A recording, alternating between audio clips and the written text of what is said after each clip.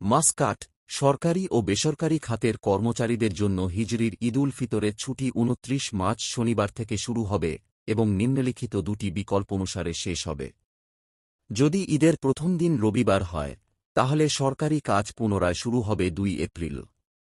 তবে যদি ঈদের প্রথম দিন সোমবার হয়, তাহলে সরকারি কাজ পুনরায় শুরু হবে ৬ এপ্রিল, রবিবার। শ্রম মন্ত্রণালয়ের বিবৃতি। আসন্ন হিজরির ঈদুল ফিতর উপলক্ষে এবং মহামান্য সুলতান হাইথাম বিন তারিকের রাজকীয় নির্দেশ অনুসারে রাজ্যের প্রশাসনিক কাজ, অন্যান্য আইনি সত্তা এবং বেসরকারি খাতের প্রতিষ্ঠানের কর্মীদের জন্য ঈদের ছুটি ২৯ রমজান শনিবার থেকে শুরু হবে ২৯ মার্চ তারিখের সাথে সামঞ্জস্যপূর্ণ। ছুটি নিম্নলিখিত দুটি তারিখ অনুসারে শেষ হবে। পরিস্থিতি: যদি ঈদের প্রথম দিন রবিবার ৩০ মার্চ হয়, তাহলে ছুটি শেষ হবে মঙ্গলবার ৩ শাওয়াল হিজরি, যা ১ এপ্রিল তারিখে প্রযোজ্য। সরকারি কর্মঘণ্টা পুনরায় চালু হবে বুধবার ২ এপ্রিল তারিখে।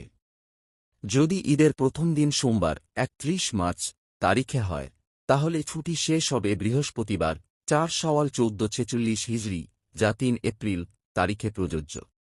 সরকারি কর্মঘণ্টা পুনরায় চালু হবে রবিবার ৬ এপ্রিল তারিখে। প্রয়োজনে নির্দিষ্ট ছুটির সময়কালে কাজ করা যেতে পারে, তবে শর্ত থাকে যে কর্মীদের প্রযোজ্য নিয়ম অনুসারে ক্ষতিপূরণ দেওয়া হবে।